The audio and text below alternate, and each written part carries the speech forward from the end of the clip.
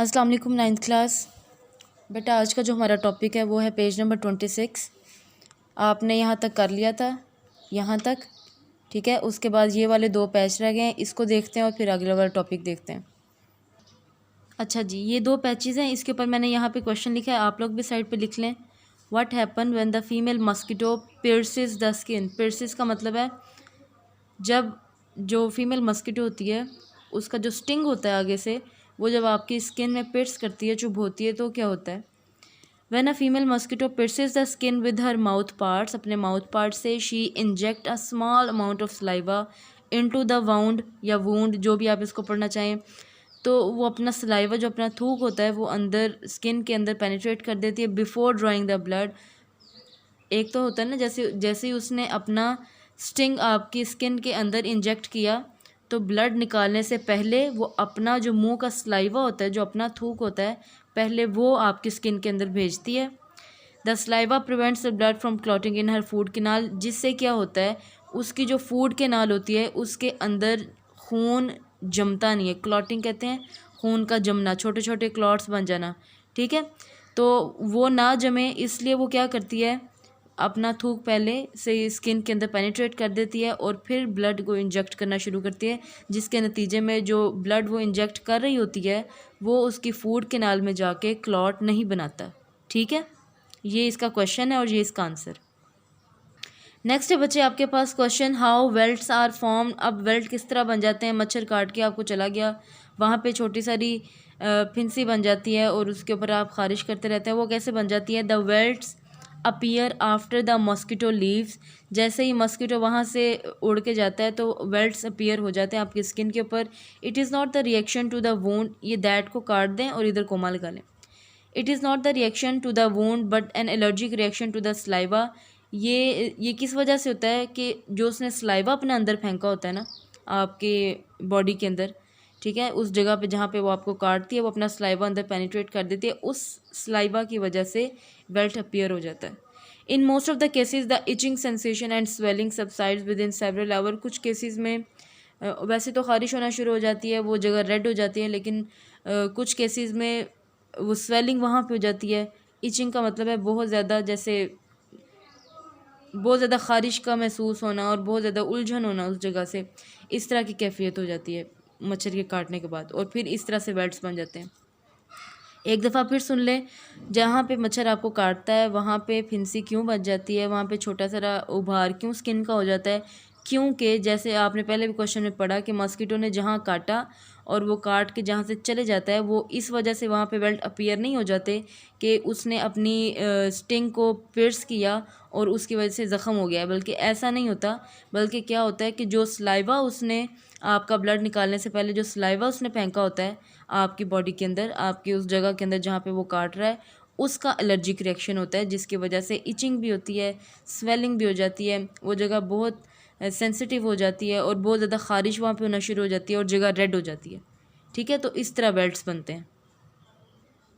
Next बच्चे आपके पास question है, यहाँ पर लिख लें व्हाट इज़ थेरी, इसके ऊपर लिख लें व्हाट इज़ थेरी। यहाँ से इसका आंसर स्टार्ट हो रहा है, the hypothesis that stand the test of time, bracket है, ये आपने लाजमी याद करनी है। Often tested and never rejected. Often का मतलब है कभी कभार, जो कभी कभार टेस्ट किया जाता है और कभी भी रिजेक्ट नहीं किया जाता, वो थेरी बन जाते हैं, ठीक है। ऐसे हाइपोथेसिस, ठीक है, ऐसे हाइपोथेसिस जो कभी कभार टेस्ट किए जाएं लेकिन कभी भी रिजेक्ट ना हुए हों, उनको थेरीज कहते हैं। अ theory is supported by the great deal of evidence, लेकिन थेरी को भी सपोर्ट करने के लिए एक एविडेंस कहते हैं, कोई सबूत की ज़रूरत होती है, ठीक है। नेक्स्ट आपके पास क्वेश्चन है व्हाट इज़ लॉ और प्रिंसिपल। यहाँ से इसका आंसर स्टार्ट हो रहा है, जहाँ पे जो लाइन नहीं करनी उसको मैंने ये पिंक मार्क नहीं किया, जिसको पिंक मार्क किया वो लाइन आपने करनी है। If a theory survive such A doubtful approaches, अगर कोई थेरी डाउटफुल कहते हैं जिन चीज़ों में शक हो, ठीक है, अगर उससे भी आगे निकल आती है, and continues to be supported by the experimental evidence, यहाँ तक कि वो एक्सपेरिमेंटल प्रोसेस तक पहुँच जाती है, तो उसको कह देते हैं लॉ और प्रिंसिपल। जिसकी एग्जांपल पे हमारे पास आता है हार्डी-वेनबर्ग लॉ और मेंडल्स लॉ। एक चीज़ को आप ऑब्जर्व करते हैं, फिर आप उसके ऊपर हाइपोथेसिस देते हैं, फिर डिडक्शन बनता है, फिर एक्सपेरिमेंट उसके ऊपर होता है, ठीक है। उसके बाद जाके जब वो सक्सेसफुल हो जाता है तो वो एक लॉ बन जाता है या एक प्रिंसिपल बन जाता है। ठीक है, आप ये देख रहे हैं हार्डी वेनबर्ग लॉ या मेंडल्स लॉ, इसको आगे जाके आप इंशाल्लाह 10th क्लास में या फिर अपने कोचिंग क्लासेस में ज़रूर पढ़ेंगे। ये लॉज जो होते हैं अभी आप लोगों के सिलेबस में नहीं है। ठीक है, तो लॉ और प्रिंसिपल कैसे बनता है, जब थेरी को कंटिन्यू किया जाता है और एक्सपेरिमेंटल एविडेंस के ज़रिए, तब वो एक जो थेरी होती है तब वो ये लॉ या फिर एक प्रिंसिपल बन जाता है। क्लियर है। उसके बाद आपका क्वेश्चन है डिफाइन डाटा। यहाँ पे मैंने लिखा है क्वेश्चन, छोटे छोटे क्वेश्चन है, बहुत आसान है। डाटा कैन बी, ये वाली लाइन आपने नहीं करनी ऊपर वाली, data can be defined as the information such as names, dates और values made from the observation and experiment. इसको डाटा कहते हैं। ज़रूरी नहीं डाटा सिर्फ बायोलॉजी में ही किया जाए। अगर आप लोगों का भी अगर बायोडाटा निकालना हो तो उसमें आप लोगों का क्या, आपके नाम आएगा, आपके फादर का नाम, आपका CNIC आएगा, आपकी डेट ऑफ बर्थ आएगी। ठीक है, और आप क्या पढ़ रहे हैं, कितना पढ़ा है, कि कौन से स्टैंडर्ड में आपकी कौन सी डेस्टिनेशन है, ये तमाम चीज़ें जब हम लोग इकट्ठी कर देते हैं ऑब्जर्वेशन के ज़रिए। एक्सपेरिमेंट तो नहीं ऑब्वियसली आप पे कर सकते, लेकिन एक्सपेरिमेंट का मतलब यही होता है कि ऑब्जर्वेशन की मज़ीद जान पड़ताल करना। ठीक है, तो इसको हम कहते हैं डाटा। इसके ऊपर आप लिख लेंगे डिफाइंड डाटा और आपका आंसर यहाँ से लेकर यहाँ तक है। उसके बाद नेक्स्ट हमारे पास क्वेश्चन है what is data organisation. Data organisation क्या है। In order to formulate and then to hypothesis scientists collect and organize data. It ensures the quality of experiment. Data is organized in different formats like graphics, tables, flowchart, maps and diagrams. आप लोग सिर्फ इसको यहाँ तक कर लें, data तक आगे भी करने की ज़रूरत नहीं है। और यहाँ तक अगर आपके पास कोई क्वेश्चन है तो आप मेरे से पूछ सकते हैं।